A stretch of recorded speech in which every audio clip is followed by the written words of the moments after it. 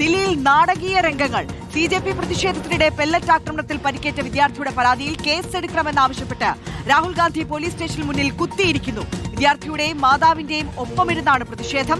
Police ഉപയോഗിച്ച pellet ഉയർത്തിക്കാണിച്ച് Rahul പ്രതിഷേധം 2.5 മണിക്കൂർ പിന്നിട്ടു. കേസെടുക്കാതെ പിന്നോട്ടില്ലെന്നാണ് രാഹുൽ ഗാന്ധിയുടെ നിലപാട്. പ്രിയങ്ക ഗാന്ധിയും പോലീസ് സ്റ്റേഷന് മുന്നിലെത്തി പ്രതിഷേധിക്കുന്നുണ്ട്.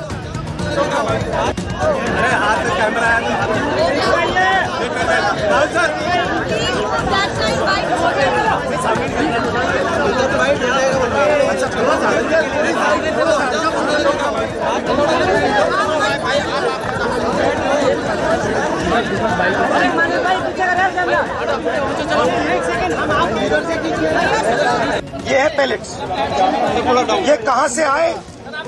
ये इनके शरीर से आए, दिखाओ। ये इनके यहाँ लगे छर्रे, 200 छर्रे इनके शरीर के अंदर है, 3 छर्रे इनकी आंख में है। दिल्ली पुलिस ने कहा कि हमने छर्रे नहीं चलाए। तो एक ही सवाल है, अगर आपने नहीं चलाए तो किसी ने तो ये छर्रे चलाए होंगे।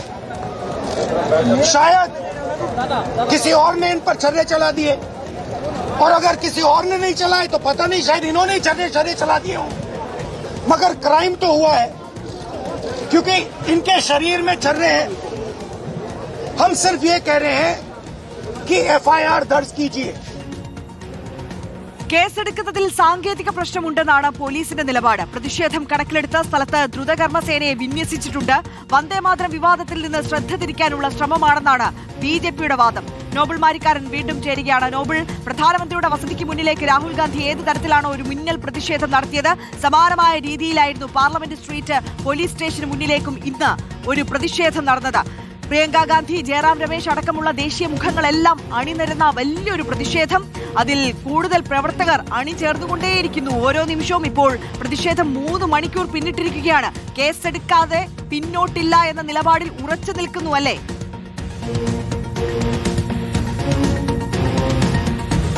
ആര്യ, രാഹുൽ ഗാന്ധി ഇപ്പോൾ പാർലമെന്റ് പോലീസ് സ്റ്റേഷനിൽ പ്രതിഷേധം തുടരുകയാണ്. 2.5 മണിക്കൂർ ഈ പ്രതിഷേധം ഇപ്പോൾ പിന്നിട്ടിരിക്കുന്നു. നമുക്ക് ദൃശ്യങ്ങളിൽ കാണാൻ കഴിയും രാഹുൽ ഗാന്ധിയും പ്രിയങ്ക ഗാന്ധി, അതോടൊപ്പം തന്നെ ഈ കണ്ണീരടക്കം പരിക്കേറ്റ വിദ്യാർത്ഥി മാതാവ്, അഭിഭാഷക അടക്കമുള്ള ആളുകളെ നമുക്ക് ദൃശ്യങ്ങളിൽ കാണാൻ കഴിയും. ജയറാം രമേശ്, അതോടൊപ്പം തന്നെ രൺദീപ് സിംഗ് സുർജേവാല, കുമാരി ശൈലജ അടക്കമുള്ള കോൺഗ്രസിന്റെ മറ്റ് പ്രധാന എംപിമാരും എന്താണെങ്കിലും അധീർ രഞ്ജൻ ചൌധരി അടക്കമുള്ള ആളുകളും പ്രതിഷേധത്തിന് ഒപ്പം ഇവിടെ ഉണ്ട്. നിലവിൽ ഈ പറഞ്ഞ FIR വിദ്യാർത്ഥി നൽകിയ പരാതിയിൽ ഇടാതെ ഒരു കാരണവശാലും ഇവിടുന്ന് പുറത്തേക്ക് പോകില്ല, പ്രതിഷേധം അവസാനിപ്പിക്കില്ല എന്നാണ് രാഹുൽ ഗാന്ധി ഒരു നിലപാട് സ്വീകരിച്ചിരിക്കുന്നത്. അല്പം മുമ്പ് രാഹുൽ ഗാന്ധി മാധ്യമങ്ങളെ കണ്ടിരുന്നു. ആ ഘട്ടത്തിൽ ഈ വിദ്യാർത്ഥിയുടെ മെഡിക്കൽ റിപ്പോർട്ട് അടക്കം ഉയർത്തിക്കൊണ്ടാണ് രാഹുൽ ഗാന്ധി എന്താണെങ്കിലും ഈ വാർത്താ സമ്മേളനത്തിൽ പ്രതികരിച്ചത്. സാഹിൽ ലോച്ചാപ്പ് എന്നാണ് ഈ വിദ്യാർത്ഥിയുടെ പേര്. ഈ വിദ്യാർത്ഥിയുടെ ശരീരത്തിൽ നിരവധി ഭാഗങ്ങളിൽ പെല്ലറ്റ് ഗൺ കൊണ്ടിരുന്നു. കണ്ണിലടക്കം 3ഓളം പെല്ലറ്റ് ഗൺ കൊള്ളുകയും കണ്ണിന്റെ കാഴ്ച നഷ്ടപ്പെടുന്ന സാഹചര്യം അടക്കം ഉണ്ടായിട്ടുണ്ട്.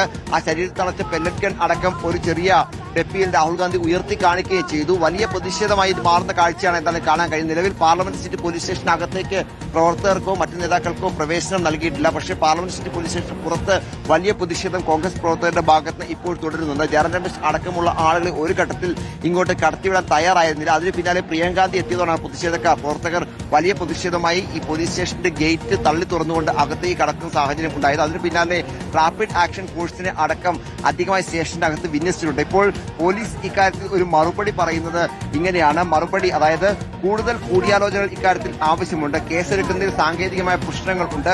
പോലീസ് ഔദ്യോഗികമായി പെല്ലറ്റ് ഗൺ ആക്രമണത്തെ അംഗീകരിച്ചിട്ടില്ല. എന്നാൽ GDയിൽ ഇപ്പോൾ നൽകിയ പരാതി രേഖപ്പെടുത്തിയിട്ടുണ്ട് എന്നാണ് ഇപ്പോൾ ഇതിൽ വ്യക്തമാക്കുന്നത്. രാഹുലും പ്രിയങ്കയും തമ്മിൽ സംസാരിക്കുകയാണ്. അല്പം മുമ്പ് പോലീസ് ഉദ്യോഗസ്ഥരുമായി വന്ന് സംസാരിച്ച രൺദീപ് സിംഗ് സുർജേവാല പ്രിയങ്ക ഗാന്ധിയുടെ കുറച്ച് കാര്യങ്ങൾ വിശദീകരിക്കുന്ന നമ്മൾ കണ്ടതാണ്. അതിന് പിന്നാലെയാണ് പ്രിയങ്ക ഇപ്പോൾ രാഹുലിനോട് കാര്യങ്ങൾ പറയുന്നത്. എന്താണെങ്കിലും പ്രതിഷേധം അവസാനിപ്പിക്കുന്ന ബന്ധപ്പെട്ട കാര്യങ്ങളാണോ ഇപ്പോൾ സംസാരിക്കുന്നത് എന്ന കാര്യത്തിൽ സംശയമുണ്ട്. എന്താണെങ്കിലും നിലവിൽ രാഹുൽ ഗാന്ധിയുടെ ബോഡി ലാംഗ്വേജ് കാണുമ്പോൾ നമുക്ക് മനസ്സിലാവുന്നത് തൽക്കാലം നമ്മൾ ഇവിടുന്ന് എഴുന്നേൽക്കുന്നില്ല, പ്രതിഷേധം തുടരും എന്ന നിലപാടാണ് അവർ പങ്കുവയ്ക്കുന്നത്.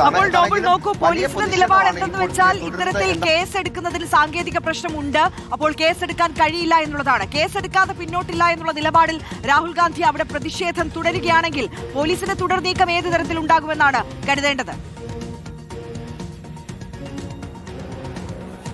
ആര്യ, ഇത് പോലീസ് സ്റ്റേഷന് അകത്താണ് ഈ പ്രതിഷേധം തുടർന്നുകൊണ്ടിരിക്കുന്നത്. കാരണം കഴിഞ്ഞ കുറേ നമുക്കറിയാം നേരത്തെ രാഹുൽ ഗാന്ധി സമാനമായി തന്നെ പാർലമെന്റ് നടക്കുന്ന സമയത്ത് പ്രധാനമന്ത്രിയുടെ വസതിയിലേക്ക് വലിയ പ്രതിഷേധം നടത്തി നമ്മൾ കണ്ടതാണ്. അത്തരത്തിലൊരു മിന്ന പ്രതിഷേധമായിരുന്നു ഇന്നിപ്പോൾ ഇങ്ങോട്ട് നടത്തിയത്. ആ പ്രതിഷേധം രാത്രിയും ഇവിടെ തുടരുകയാണെങ്കിൽ ഒരുപക്ഷെ നേതാക്കളെ അറസ്റ്റ് ചെയ്ത് മാറ്റാനുള്ള സാധ്യത അടക്കം നമുക്ക്